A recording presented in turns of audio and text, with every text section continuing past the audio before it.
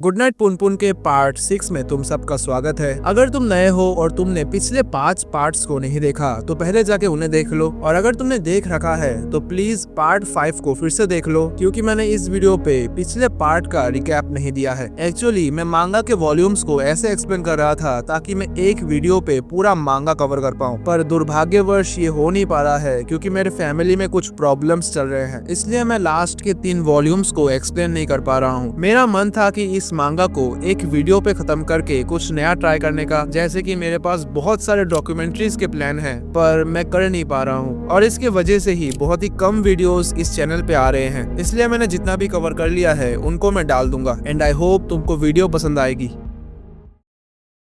पुनपुन एक आर्केड में उदास बैठा होता है, लेकिन कन्हई के साथ आने वाली डेट के सपने देखकर उसका मूड थोड़ा बेहतर होता है। चलते चलते वो अपनी पैंट की जिप खोल देता है और दिल से चाहता है कि उसे ऐसे कोई देख ले। दूसरी तरफ सेक्स के बाद पुनपुन की माँ अपने लवर कायमा से कहती है कि वो कुछ दिनों से डिप्रेस्ड फील कर रही है अपने पापा के मरने के बाद। कायमा उसे कहता है कि अगर ऐसा है तो वो अपने बेटे पुनपुन के साथ वक्त क्यों नहीं बिताती। पुनपुन की माँ मजाक में बोलती है कि वो अब उसकी बीवी को फोन करेगी, लेकिन जब पुनपुन की माँ रोने लगती है तो वो उसे संभालता है। पुनपुन की माँ कहती है कि वो उससे शादी करना चाहती है, लेकिन दोनों जानते हैं कि ये मुमकिन नहीं है। पुनपुन की माँ किचन में बियर लेने जाती है, लेकिन एक चाकू लेके आती है। कायमा चिल्लाए उठता है, कहता है बात करके सब ठीक हो सकता है, लेकिन पुनपुन की माँ थक चुकी है खुश होने का नाटक करते करते, और वो चाकू को अपने गले पे रखती है। कहती है शायद मैं दोबारा जन्म लेके तुम्हारे स्पर्म के रूप में लौटूं और जब पैदा हूँ तो तुम्हारी जिंदगी बर्बाद कर दूं। हंसने और चीखने की एक अजीब सी सिचुएशन के बाद वो जमीन पे गिर जाती है।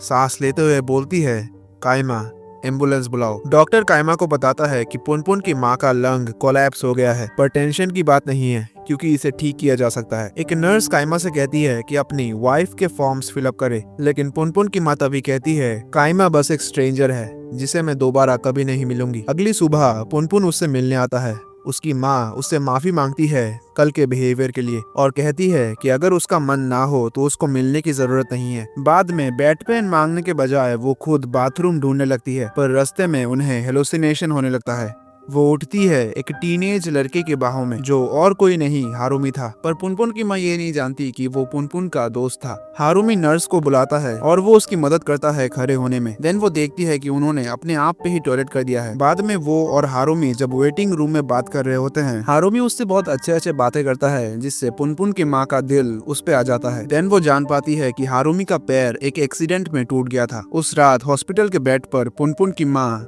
हारुमी के बारे में सोचकर मास्टरबेट करना चाहती थी, लेकिन वो पुनपुन के पापा के बारे में सोचती है। उस रात के बारे में जब वो अकेलापन सह नहीं पाई थी और उसे छोड़ जाने की धमकी दी थी, चाकू लेके खुद को और पुनपुन को मारने की धमकी दी थी। लेकिन कुछ करने से पहले ही पुनपुन के पापा ने माइक्रोवेव से उस पर वार किया था और सुबह को पुनपुन ने उन्हें देखा था।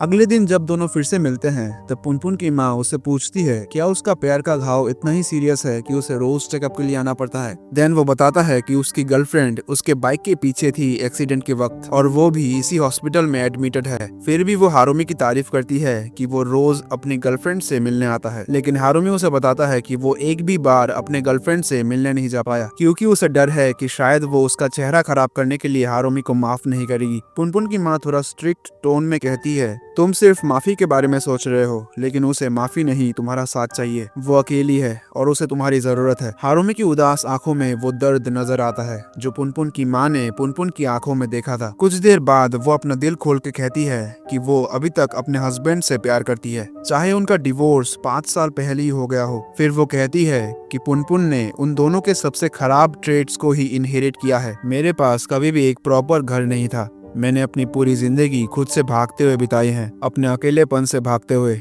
कल सर्जरी में मैं अगर मर जाती हूँ तो कितनी उदास जिंदगी थी वो, और अगर मैं बच भी जाती हूँ तो कितनी उदास जिंदगी होगी वो। पुनपुन की माँ एक नाइट मेयर से उठती है जो उनकी सर्जरी के बारे में था। उसके सामने वाले बेड पर जो लड़की लेटी है हारुमी की गर्लफ्रेंड, जिसके चेहरे पर बैंडेज है, पुनपुन की माँ से कहती है मैं नर्स को बुला देती हूँ, लेकिन पुनपुन की माँ मना करती है और पूछती है कि उसका कंडीशन कितना सीरियस है। वो लड़की कहती है उतना बुरा नहीं, लेकिन जो स्टिचेस के निशान हैं वो शायद कभी नहीं जाएंगे। वो उस लड़की को दिलासा देते हुए कहती है कि फ्यूचर में टेक्नोलॉजी इतनी एडवांस हो जाएगी कि शायद ये स्कार्स भी ठीक हो जाएं। तब वो लड़की भी पुनपुन के माँ से कहती है कि आप भी ठीक हो जाओगी। दूसरी तरफ पुनपुन अपने डेट के लिए रेडी होता है और इंश्योर करता है कि उसके वॉलेट में कॉन्डम हो। वो कन्हई से मिलता है और दोनों 15 मिनट जल्दी पहुंच जाते हैं, इसलिए उनके पास थोड़ा टाइम होता है स्पेंड करने के लिए। इस बीच मिदोरी पुनपुन के माँ से मिलने आती है उनके सर्जरी से पहले। जब नर्स पुनपुन के माँ को व्हील चेयर पे ले जा रही होती है,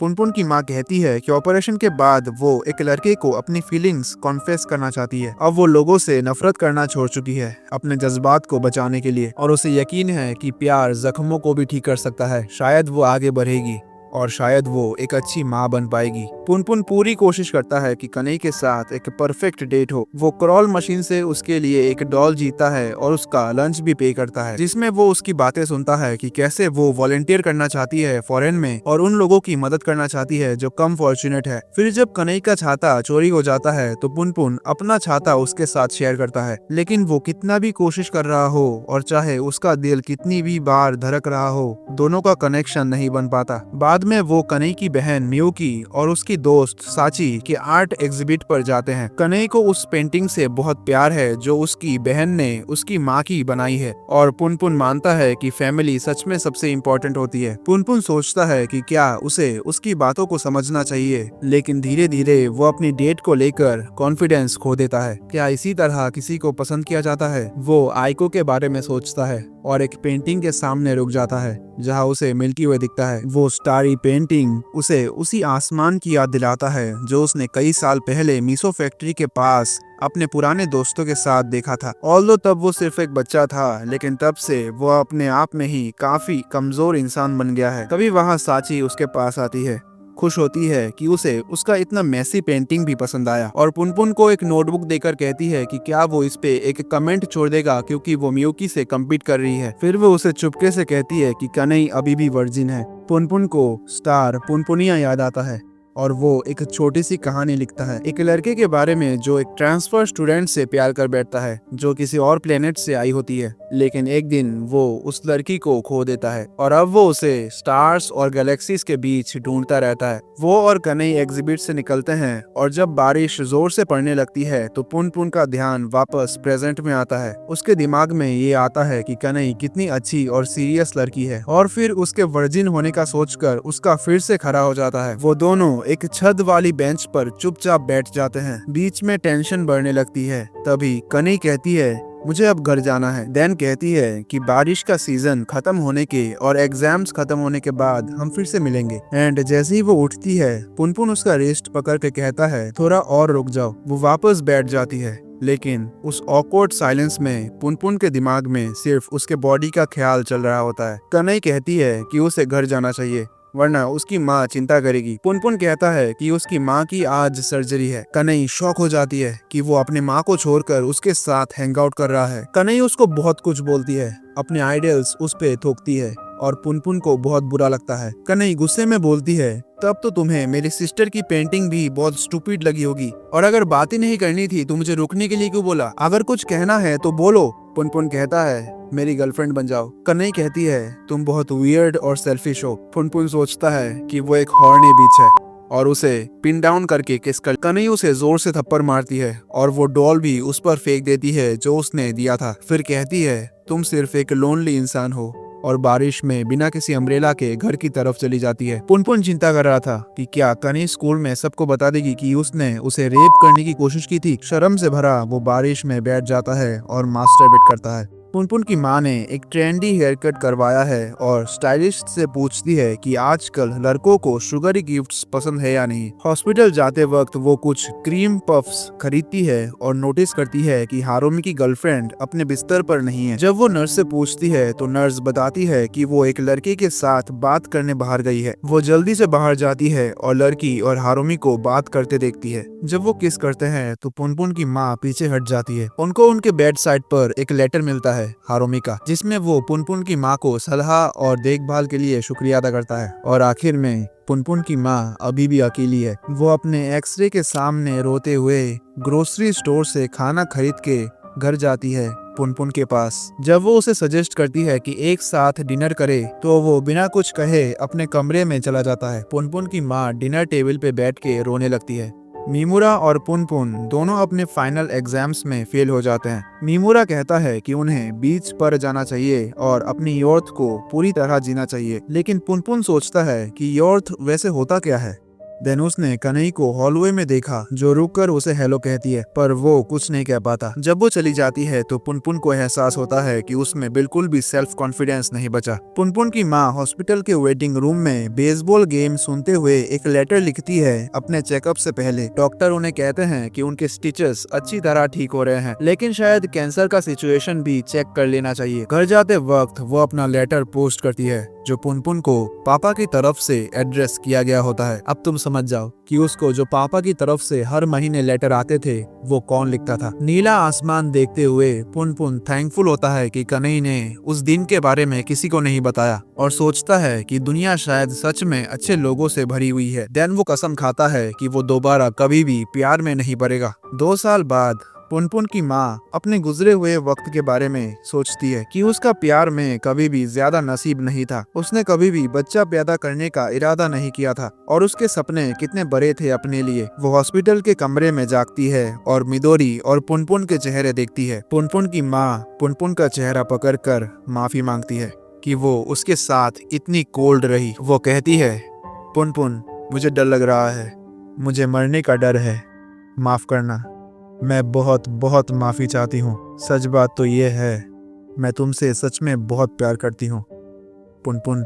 देन पुनपुन की माँ की डेथ हो जाती है। ये बताया नहीं गया पर शायद वो कैंसर के लास्ट स्टेज में थी। उनके फ्यूनरल के बाद यूइची और मिदोरी पुनपुन के साथ घर जाते हैं। पुनपुन बाहर खड़ा सोचता है कि लास्ट मोमेंट तक भी वो अपने माँ से प्यार नहीं कर पाया। मिदोरी पुनपुन को एक लेटर देती है। उस लेटर में पुनपुन की माँ माफी चाह रही होती है इस बात के लिए कि उसने जो पुनपुन को लेटर्स उसके पापा के नाम से दिए थे वो एक्चुअली उसके माँ ने लिखे थे। देन पुनपुन के पापा वहाँ आते हैं। थोड़ी ऑकवर्ड सी कॉन्वर्सेशन करने के बाद और ये बताने के बाद कि वो अब फुकुशिमा में काम कर रहे हैं, वो पुनपुन को इनवाइट करते हैं कि वो उनके साथ फुकुशिमा आ जाए और सब कुछ दोबारा शुरू करे। पुनपुन सोचता है कि पापा के फिर से शुरू करने के कहने का मतलब क्या था। पूरी बात ही उसे कुछ ज्यादा ही अजीब सी लगती है। देन वो कहता है कि वो अकेला रहना चाहता है। देन उसके पापा चले जाते हैं पर उनके आंखों से आंसू आ रहे थे और पुनपुन गुस्से में डोर पे एक पंच मारता है। देन यूइची पुनपुन को वॉक पे ले जाता है और कहता है कि उसे पता है पुनपुन और मिदोरी के बीच उस दिन कैफे में क्या हुआ था, लेकिन वो पुनपुन से नाराज नहीं है। वो कहता है फ्रीडम का मतलब है जिम्मेदारी लेना,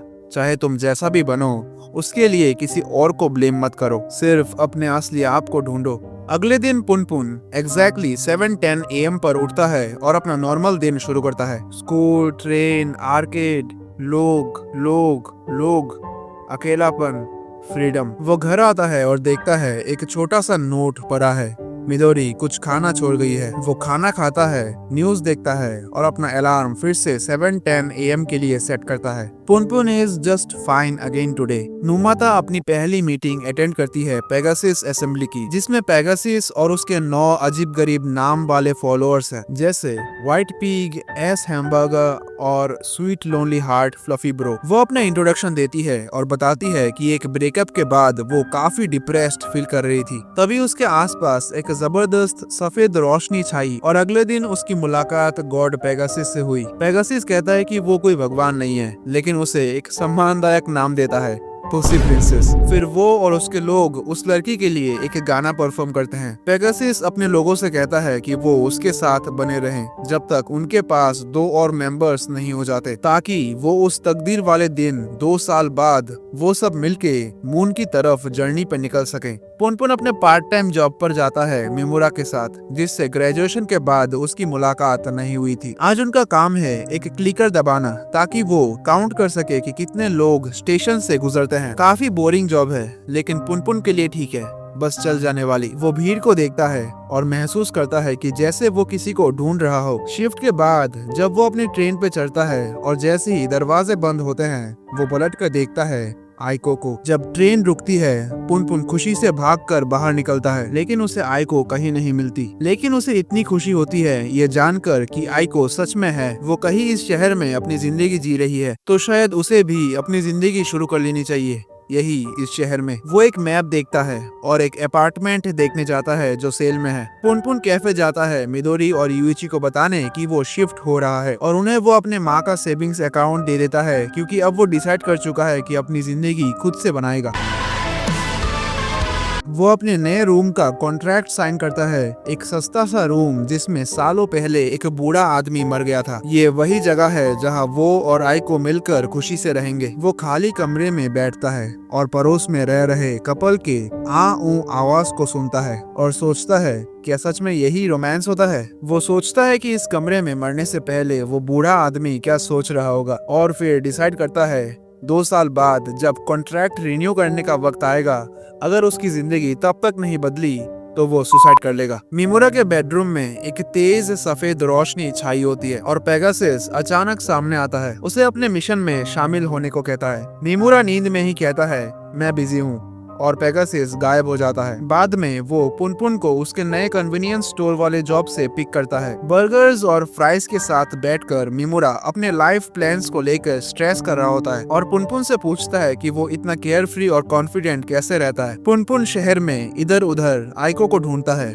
लेकिन उसे फिर से वो कहीं नहीं मिलती। मिदोरी उसके लिए एक मैसेज छोड़ती है, कहती है, अपने आप को ज्यादा पुश मत करो। पुनपुन अपने क्लिकर वाले जॉब पर जाता है मिमोरा के साथ, जो हमेशा की तरह फिलोसॉफिकल बातें करता रहता है। फिर वो अपने स्टोर वाले जॉब पर जाता है, जहां उसका थोड़ा बड़ा उम्र का कोवर्कर उससे कहता है कि अगर कभी भी कोई मिक्सर पार्टी हो तो उसे जरूर इनवाइट करे। पुनपुन आइको को ढूंढने की कोशिश करता है, लेकिन उसे फिर भी वो कहीं नहीं मिलती। घर जाते वक्त वो कुछ छोटे खुश बच्चों के पास से गुजरता है, लेकिन वो सिर्फ उसे और ज्यादा नंब फील करवाते हैं। घर पहुंचकर उसे एक नया सेलफोन मिलता है जो मिदोरी ने उसके लिए खरीदा होता है। पुनपुन टीवी में स्टैटिक स्क्रीन देखते हुए महसूस करता है कि जैसे वो धीरे धीरे बिखर रहा हो। पुनपुन एक टेट्राहेड्रन के शेप में उठता है और सोचता है आज भी वो बस ठीक ठाक ही है। अपार्टमेंट मैनेजर देखता है कि पुनपुन का मेल बॉक्स भर गया है और कब से चेक नहीं हुआ। वो उसके रूम तक आता है ये देखने के लिए कि सब ठीक है या नहीं। वो पुनपुन को अपने ऑफिस में इनवाइट करता है एक छोटी सी स्नैक के लिए और बताता है उस बूढ़े आदमी के बारे में जो पहले उसके रूम में रहता था। कहता है पुनपुन की आंखों में वही लोनलीनेस और जिद नजर आता है। मैनेजर उसे कहता है कि अपना दिल थोड़ा खोल के देखे, क्या वाकई उसके लाइफ में सब लोग इतने बुरे थे? पुनपुन सोचता है मिदोरी और उसके आंसुओं के बारे में, कनई और उसकी जजमेंटल बातें, अपने माँ के लास्ट वर्ड्स के बारे में, और आइको जिसे उसने चोट पहुंचाई थी। मैनेजर उसे एक छोटी सी बार में ले जाता है, लेकिन पुनपुन ड्रिंक लेने से मना कर देता है। तभी एक लड़की बारिश में भागकर अंदर आती है और मैनेजर को ग्रीट करती है। वो साची होती है और पुनपुन से कहती है, तुम कुछ जाने पहचाने से लग रहे हो। साची धीरे धीरे याद करती है कि उसकी मुलाकात पुनपुन से उस आर्ट एग्जिबिट में हुई थी जहाँ वो कनई के साथ गया था। पुनपुन एक्ट करता है कि जैसे उसे कनई याद ही नहीं, लेकिन साची को पुनपुन अच्छी तरह से याद है। उसे याद है कि उस डेट के बाद कनई थोड़ी सी डिप्रेस्ड सी थी, शायद कुछ ठीक नहीं गया था, लेकिन अब उसका एक बॉयफ्रेंड है जो उसके साथ अंदर बाहर करता है। साची एक मोमेंट रुकती है, पुनपुन को देखती है और कहती है, तुम अभी भी उसके पीछे अटके हुए लगते हो। पुनपुन उठकर जाने लगता है, लेकिन साची उसका रिस्ट पकड़ लेती है और पूछती है, तुम्हें याद है मेरा आर्ट नोटबुक, उसमें जो तुमने लिखा था एलियन प्लेनेट पर एक लड़का और लड़की की कहानी, वो मैं काफी टाइम से एक चिल्ड्रंस बुक के फॉर्म में इलस्ट्रेट करना चाहती हूँ। ये सुनकर पुनपुन का मूड तुरंत बदल जाता है और वो एक ड्रिंक ऑर्डर करता है, लेकिन वो अपने पहले ड्रिंक में ही बेहोश हो जाता है। साची मैनेजर को बुलाती है, पूछती है पुनपुन का घर कहाँ है, और पुनपुन हल्की हल्की नींद में ही बकबक कर रहा था। उसको आइको के पुराने बातें याद आने लगते हैं। वो नींद से उठता है किसी और के घर में और देखता है साची लिविंग रूम में सो रही है।